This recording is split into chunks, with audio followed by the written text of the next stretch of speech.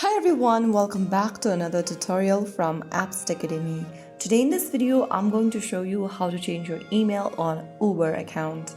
To change your email on Uber, first of all, open the Uber application on your device and make sure that you're logged in. From the home page of Uber, click on the account button at the bottom right corner. And once you're inside this Accounts tab, click on Settings. Inside the Settings menu, tap on your name at the top of the screen. And then this will open up this home section. Go to the personal info tab on the top left and tap on it. And under personal info, tap on email. Go ahead and enter a new email address you want to change to in the text box. Finally, click on update.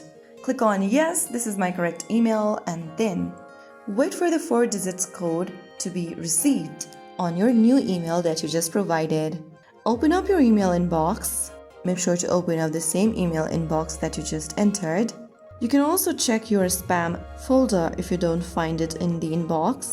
And once you receive it, type it down in the text box and click next. After tapping on next, and if your code is correct, and after typing it down, you will be able to update your email address on Uber account. Your new email address should now reflect under personal info. So that's how you easily change your email on Uber account.